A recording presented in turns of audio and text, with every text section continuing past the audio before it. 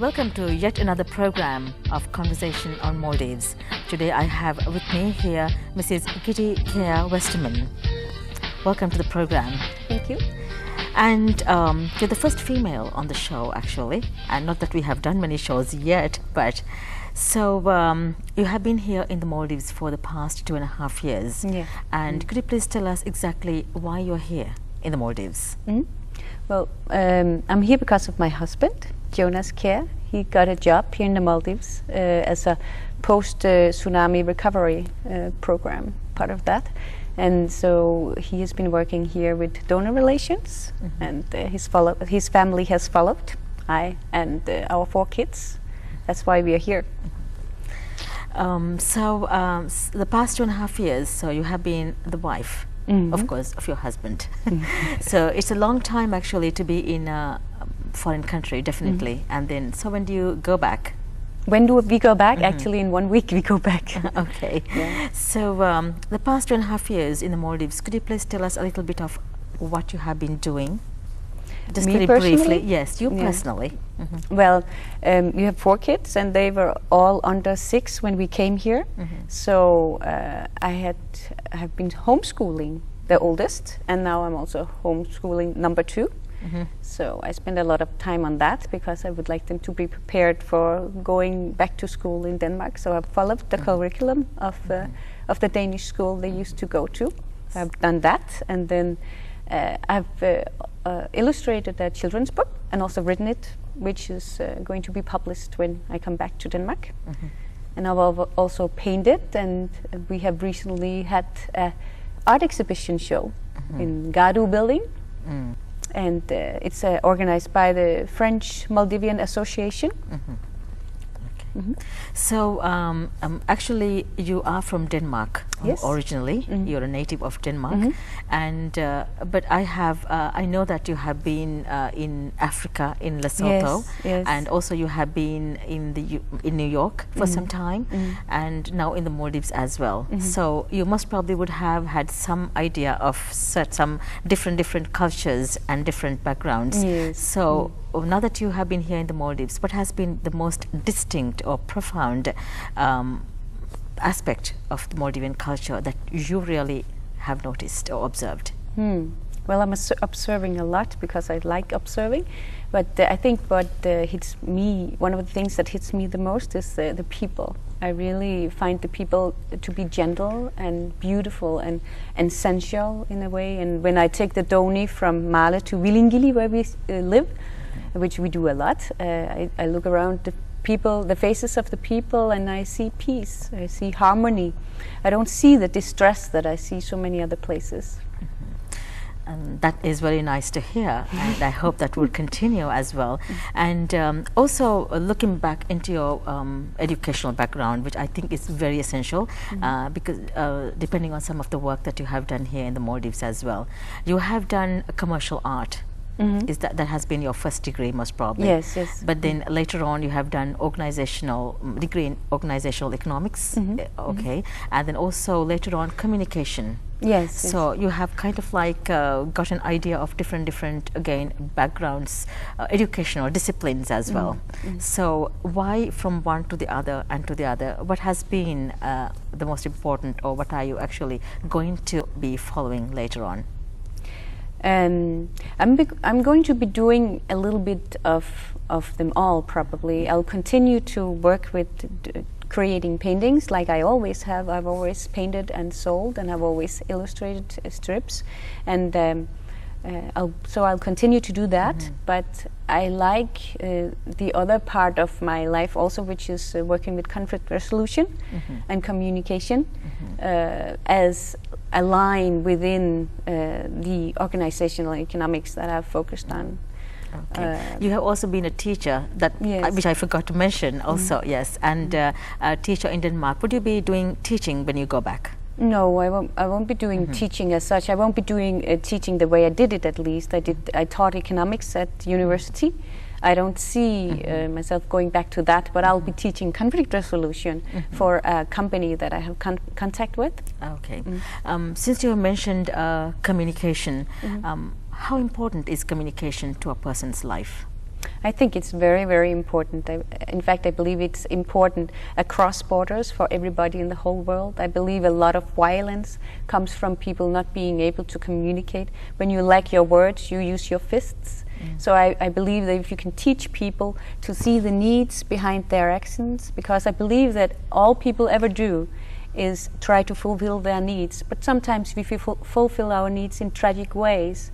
When we can't communicate our needs, we do it in tragic ways. So I believe that if you can teach people to communicate in more efficient ways, then we would have less violence in this world. So yeah, I believe it's very important. So is that the reason that you have taken conflict resolution as part of your I believe work? It came when I started to have children, and then they started to fight. Oh, really? Or to it can't be very throw violent. themselves on the floor when they wanted something. Then I found that I needed more than what I had in my own upbringing. As tools to deal with it, and then I found that communication was very important in these situations, and I started to focus more and more on that. So it's communication between children and adults, but it's also communication between people at the workplace. So it is very, very essential, as you mentioned. I believe so. And then also I would like to come back to one of your very famous line of work again, or one of your most preferred, art. So how do you really define art? How do I define art? Because you are painting as well. And then Well, I believe that art can be many things. Art can be just it can be picturesque, it can be beautiful, it can give you peace. And when you look at a painting like a scenery of the Maldives or some of the fishes one French artist was doing, you get peace, you feel peace of mind. But I also believe that art can be a very strong tool for communicating political issues. So communicating things that artists sometimes can point out things in society that other people don't see. I guess that's what we have been coming to eventually, because of the paintings that have been done, as you just mentioned about an exhibition at Darbarge, I think that's where it was held, and you have Gadu building. Gadu building, Yes, is it? yes, Okay. yes. If I'm pronouncing it right. And then you have had paintings of mainly about people. So is it your focus doing paintings on people or on scenery? Different people have different areas where they focus on. So yours is mainly on people. Yes, and you until have got now it has been, yeah. It has been. And then what do you really find in people which is interesting for you to paint really? And what has been your best painting so far here in the Maldives in the recent exhibition?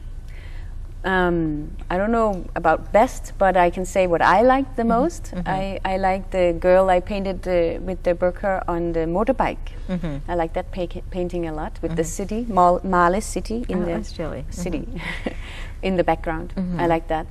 I like painting people because I like to paint facial expressions, and I like to paint muscle toning. Okay, so what has been like you have created, like you have also showed that you had an interest in especially in this particular painting, which I heard that a lot of people were also interested to find out, like a Maldivian girl wearing the burqa and then also on a motorbike, which is doesn't really harmonize much, but of course what does it really say? Why did that really interest you? Well, in my eyes it does harmonize a lot.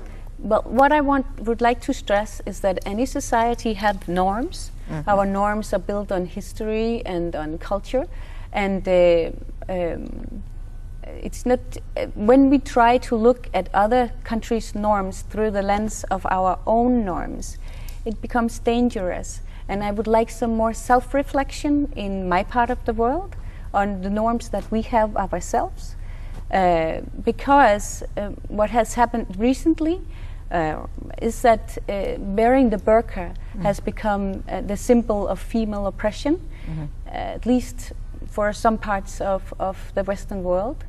And I find that there could also be other explanations to wearing the burqa. In fact, when I I see the girls snorkeling and with the burqa, and I see them riding the motorbikes, and I talk to them and I talk to their mothers. They tell me, and I ask them why they wear the burqa, and they say they wear them because they want to. Of course. So that's what has been your observation. Of course, since you mentioned, it seems like it's an oppression of the females, definitely.